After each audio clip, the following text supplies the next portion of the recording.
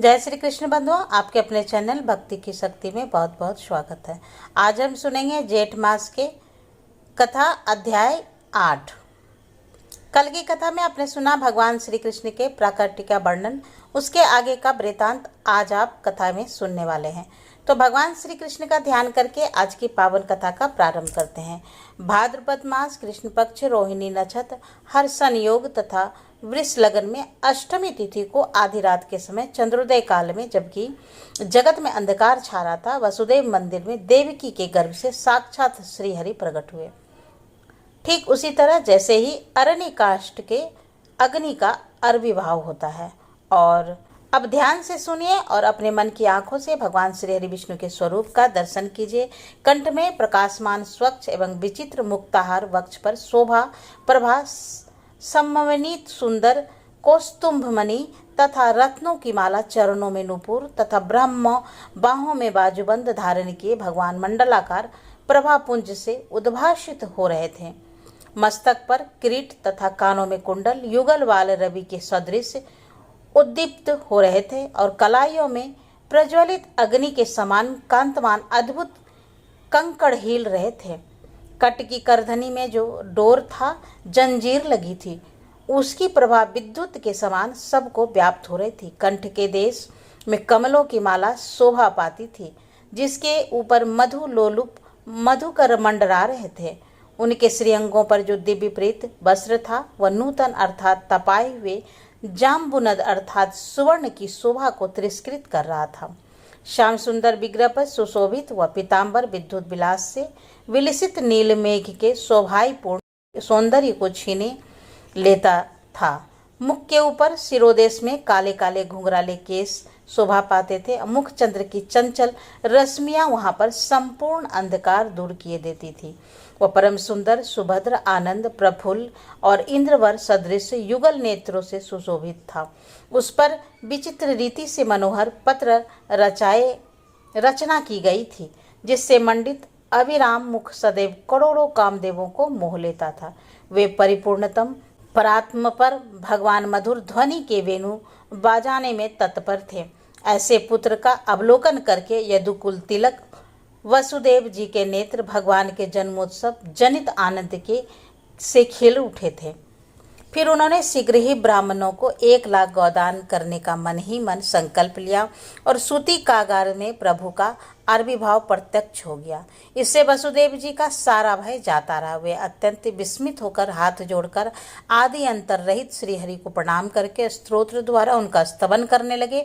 श्री वासुदेव जी को बोले, हे भगवान, जो एकमात्र अद्वितीय है, वे ही परम ब्रह्मा परमात्मा प्रकृति के स्तवाद गुणों के कारण अनेकों रूपों में प्रतीत होते हैं। आप ही संहारक हैं, आप ही उत्पादक तथा आप ही इस जगत के पालक हैं।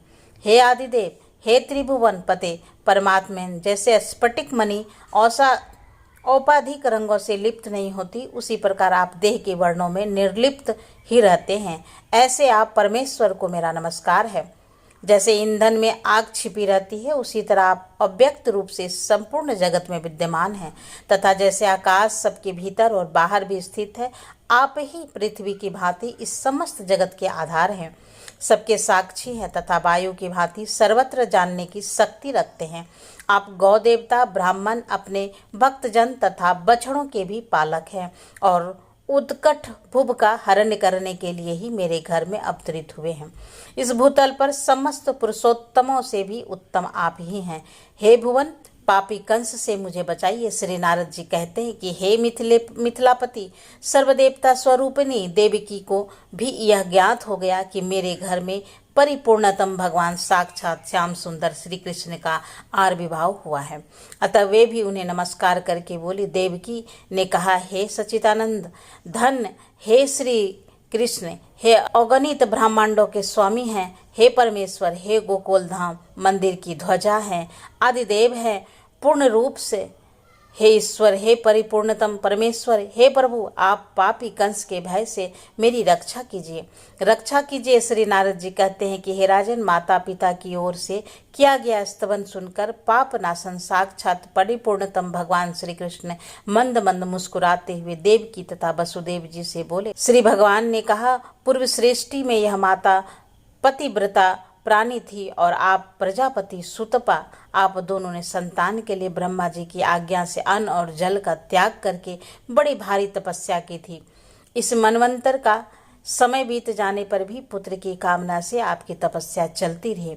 तब मैं आप दोनों पर प्रसन्न होकर बोला था कि आप लोग कोई उत्तम वर मांग लो।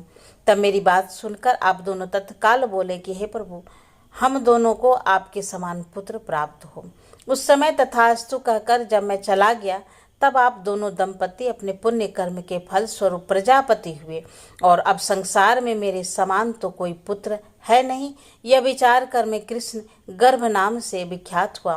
फिर दूसरे जन्म में जब आप कश्यप और अदिति हुए, तब मैं आपका पुत्र वामन आकार वाला उपेंद्र हुआ। उसी प्रकार इस वर्तमान जन्म में भी मैं परात्पर परमेश्वर आप दोनों का पुत्र हुआ। हे पिताजी, अब आप मुझे नंद भवन में पहुंचा दें, इससे आप दोनों को कंस से कोई भय नहीं होगा। फिर नंद राय जी की पुत्री को यहाँ लाकर आप सुखी होइएगा। श्री नारद जी कहते हैं कि हे राजन, यूं कहकर भगवान वहाँ मौन होकर उन दोनों को देखते देखते वर्तमान स्वरूप को अदृश्य करके बाल रूप होकर पृथ्वी पर पड़ गए। जैसे किसी नट के क्षण भर में ही वेश परिवर्तन कर लिया हो। शिशु को पालने में सुलाकर ज्यों ही वसुदेव जी ले जाने को उद्यत हुए, त्यों ही महावन में नंद पत्नी के गर्भ से योग माया ने स्वतः ही जन्म ग्रहण किया। उसी के प्रभाव से सब लोग सो गए और पहरेदार भी नींद लेने लगे। सारे दरवाजे मानो किसी ने खोल दिया। कल और अर्गलाएं टूट फूट गई। श्री कृष्ण को माथे पर लिए जब वासुदेव जी गृह से बाहर निकले, उस समय उसके भीतर का अज्ञान और बाहर का अंधेरा स्वतः ही दूर हो गया। ठीक उसी तरह जैसे ही सूर्योदय होने पर अंधकार का तत्काल नाश हो जाता है। आकाश में बादल घिर जाए और वे जल की वृष्टि करने लगे, तब सहस्त्र मुख वाले स्वयं प्रकाश शेषनाग अपने फनों से छत्र छाया करके गिरती हुई जल की धाराओं का निवारण करते हुए उसके पीछे पीछे चलने लगे। उस समय यमुना में जल के वेग से बहने के कारण ऊंची लहरें उठती और भंवरे पड़ रही थी। वे सिंह और सर्प आदि जंतुओं को भी बहाए लिए जाती थी, किंतु सरिताओं में श्रेष्ठ उन कलिंद नंदिनी यमुना ने वसुदेव जी को तत्काल मार्ग दे दिया और नंदराय जी का सारा ब्रज गाढ़ी नींद से सो गया रहा था। वहां पहुंचकर वसुदेव जी ने अपने परम शिशु को यशोदा जी की सैया पर शीघ्र सुलाकर उस दिव्य कन्या को देखा। यशोदा जी की उस कन्या को गोद में लेकर वसुदेव जी पुनः अपने घर लौट आए। वे यमुना जी को पार करके पूर्ववत अपने घर में स्थित हो गए। उधर गोपी यशोदा को इतना ही ज्ञात हुआ कि उसे कोई पुत्र या पुत्री हुई है। वे प्रसव वेदना के श्रम में अत्यंत थकी होने के कारण अपनी सैया पर आनंद की नींद लेती हुई सो रही थी।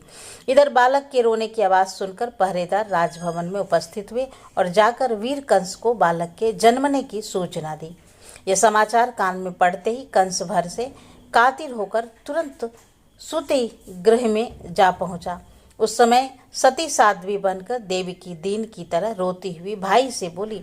देवकी ने कहा, हे भैया, आप दीन दुखियों के प्रति स्नेह और दया करने वाले हैं। मैं तो आपकी बहन हूँ, तथापि कारागार में भी डाल दी गई हूँ। मेरे सभी पुत्र मारे गए हैं। मैं वह अभागिन माँ हूँ जिसके बेटे का वध कर दिया गया हो। अब एकमात्र ये बेटी बची है, मुझे भीख दे दीजिए। यह स्त्री है, इसका वध करना आप जैसे वीर के योग्य नहीं है। कल्याणकारी भाई का इस कल्याणी कन्या को तो मेरी गोद में ही दे दीजिए, यही आपके योग्य कार्य होगा। श्री नारद जी कहते हैं कि हे राजन, देवकी के मुंह पर आंसुओं की धारा बह रही थी। उसने मोह के कारण बेटी को आंचल में छिपाकर बहुत विनती की, बहुत रोई और गिड़गिड़ाई, तो भी उस दुष्ट ने बहन को डांट डपट कर उसकी गोद से वह कन्या छीन ली। वह यद गुल का कलंक एक महानीच था। सदा कुसंग में रहने के कारण उसका जीवन पापमय हो गया था। उस दुरात्मा ने अपने बहन की बच्ची को दोनों पैर पकड़कर उसे शिला पर दे मारा, लेकिन वह कन्या तो साक्षात योग माया का अवतार देवी अनंसा थी। कंस के हाथ से छूटते ही वह उछलकर आकाश में चले गए। सहस्त्र अश्वों से जूते हुए दिव्य शतपत्र रथ पर जाकर बैठी। वहां चवड़ डुलाए जा रहे थे। उस शुभ्र रथ पर बैठकर वह दिव्य रूप धारण के दृष्टिगोचर हुई। उसकी 8 भुजाएं थी और सब में आयुध शोभा पा रहे थे। वह माया देवी अपने पार्षद से परिसेवित थी। उसका तेज 100 सूर्यों के समान दिखाई देता था। उसने मेघ गर्जना तुल्य गंभीर वाणी में कहा, श्री युग माया बोली, हे रेकंस, तूने मारने वाली साक्षात भगवान श्री कृष्ण को तो ने कहीं और जगत अवतीर्ण हो गए। इस दीन देवकी को तू व्यर्थ दुख दे रहा है। श्री नारद जी कहते हैं, हे राजन, उससे यूं कहकर भगवती योग माया विंध्य पर्वत पर चली गई। वहां वे अनेकों नामों से प्रसिद्ध भी योग माया की उत्तम बात सुनकर कंस को बड़ा आश्चर्य हुआ। उसने देवकी को और वासुदेव को तत्काल बंधन मुक्त कर दिया। कंस ने कहा, बहन और बहनों, वसुदेव जी, मैं पापात्मा हूँ, मेरे कर्म पापमय हैं। मैं इस यदुवंश में महानीच और दुष्ट हूँ। मैं ही इस भूतल पर आप दोनों के पुत्रों का हत्यारा हूँ। आप दोनों मेरे द्वारा किए गए इस अपराध को क्षमा कर दें। मेरी बात सुने। मैं समझता हूँ कि यह सब काल ने किया कराया है। जैसे वायु मेघमाला को जहाँ चाहे उड़ा ले जाता है, उसी तरह काल ने मुझे भी स्वेच्छ अनुसार चलाया है। मैंने देव वाक्य पर विश्वास कर लिया, किंतु देवता भी असत्यवादी ही निकले। इस योग माया ने बताया कि तेरा शत्रु भूतल पर अवतरित हो गया है, किंतु वह कहाँ उत्पन्न हुआ यह मैं नहीं जानता। श्री नारद जी कहते हैं कि हे राजन, यूं कहकर कंस बहन और बहनोई के चरणों में गिर पड़ा और फूट फूट कर रोने लगा। उसके मुंह पर अश्रुधारा बह चले और उसने उन दोनों के प्रति सौहार्द अर्थात अत्यंत स्नेह दिखाते हुए उसकी बड़ी सेवा की। ओहो परिपूर्णतम प्रभु श्री कृष्णचंद्र के दया दान दक्ष कटाक्षों से भूतल पर क्या नहीं हो सकता। तदंतर प्रातःकाल दुरात्मा कंस ने प्रलंब आदि बड़े बड़े असुरों को बुलाया और योग माया ने जो कुछ कहा था वह सब उससे कहा सुनाया। कंस ने कहा, हे मित्रों, जैसा कि योग माया ने बताया है, मेरा विनाश करने वाला शत्रु पृथ्वी पर कहीं उत्पन्न हो चुका है। अतः तुम लोग जो 10 दिन के भीतर उत्पन्न हुई है और जिसको जन्म लिए 10 से अधिक दिन निकल गए हैं, उस समस्त बालक को मार डालो। दैत्यों ने कहा, हे महाराज, जब आप द्वंद्व युद्ध में उतरे थे उस समय रणभूमि में आपके चढ़ाए हुए धनुष की टंकार सुनकर सब देवता भाग खड़े हुए थे। फिर उन्हीं से आप भय क्यों मान रहे हैं? गौ ब्राह्मण साधु वेद देवता तथा धर्म और यज्ञ आदि जो दूसरे दूसरे तत्व हैं, वे ही भगवान विष्णु के शरीर माने गए हैं और इस सब के विनाश में दैत्यों का बल ही समर्थ माना गया है। यदि महाविष्णु जो आपका शत्रु है इस पृथ्वी पर उत्पन्न हुआ है, तो उसके वध का यही उपाय है कि गौ ब्राह्मण आदि की विशेष रूप से हिंसा का अभियान चलाया जाए। हरे कृष्णा। आज की कथा का यहीं पर समापन कर, इसके आगे की वृतांत आप कल की कथा में सुनेंगे। उम्मीद करती हूँ आज की कथा आपको जरूर पसंद आई है। पसंद आई है तो लाइक करें, शेयर करना तो बिल्कुल भी ना भूलें। तो फिर मिलते हैं नई जानकारी के साथ।